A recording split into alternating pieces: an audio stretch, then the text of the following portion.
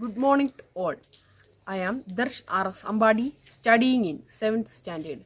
Today I am going to read an autobiography of the story of my experiments with truth by M.K. Gandhi. Birth and parentage. The Gandhis belong to the Baniya caste and seem to have been originally grocers. But for 3 generations from my grandfather, they have been prime ministers in several Kathiawad states. Uttam Chand Gandhi, alias Otra Gandhi, my grandfather must have been a man of principle.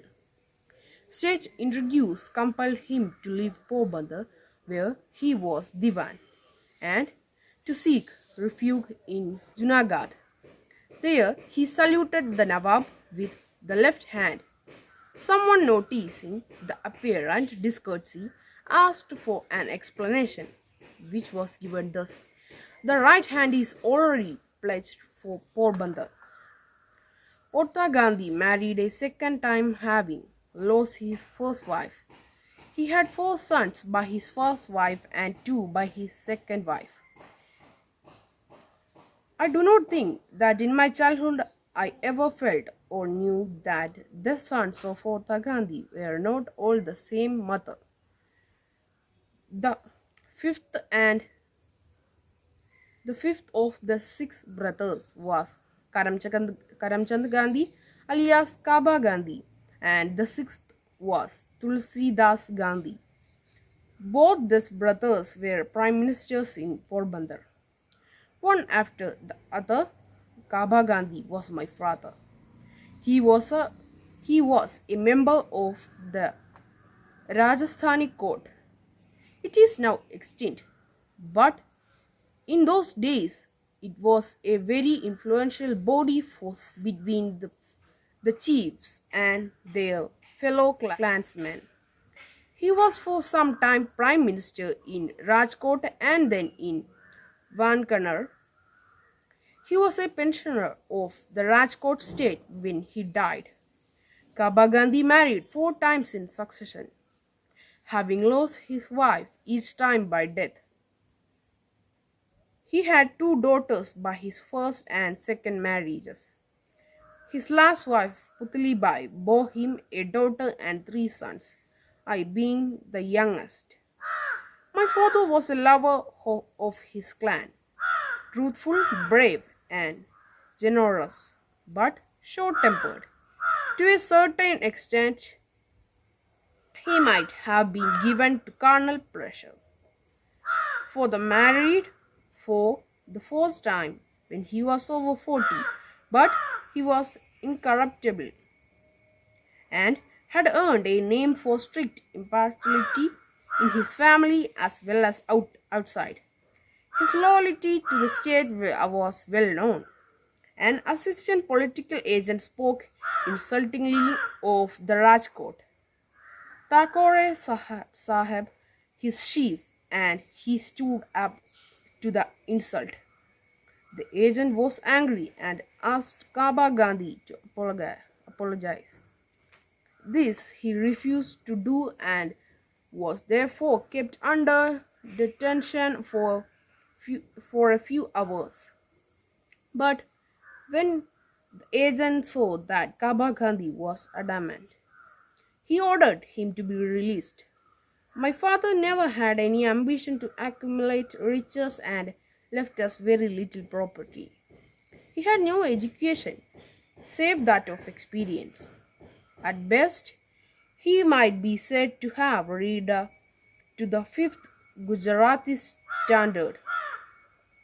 Of history and geography, he was innocent, but his rich experience of partial affairs stood him in good stead in the solution of the most intricate questions and in managing hundreds of men. Of religious training he had very little, but he had that kind of religious culture which frequent visits to temple and listening to religious discourses make available to many Hindus.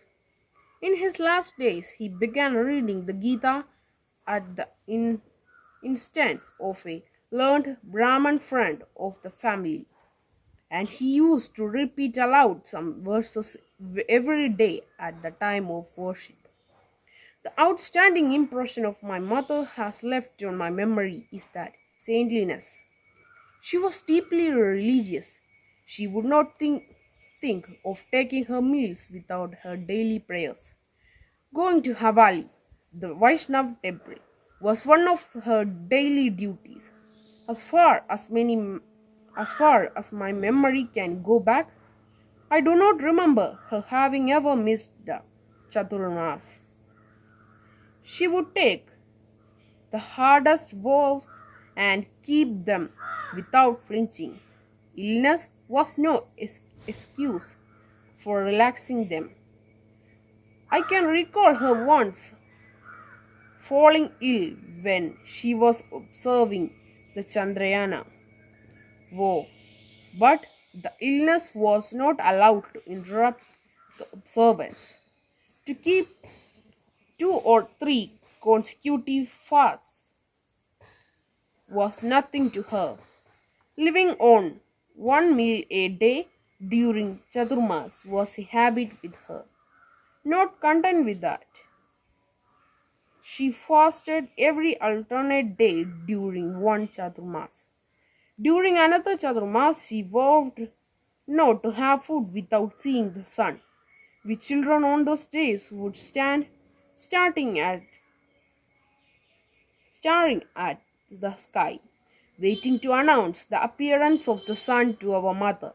Everyone knows that at the height of the rainy season, the sun often does not condescend to show his face, and I remember days when, at his sudden appearance, we would rush and announce it to her. She would run out to see with her own eyes, but by that time the fugitive sun would be gone, thus depriving her of her meal. That does not matter, she would say cheerfully. God did not want me to eat today. And then she would return to her round of duties. My mother had strong common sense. She was well informed about all matters of state and ladies of court, thought highly of her intelligence. Often I would accompany her, exercising the privilege of childhood, and I still remember many lively discussions she had with the widow mother of Thakore Sahib. Of the parents, I was born at Porbandar, otherwise known as Sudamapuri, on the 2nd October 1869. I passed my childhood in Porbandar. I recollect having been put to school. It was with some difficulty that I got through multiplication tables.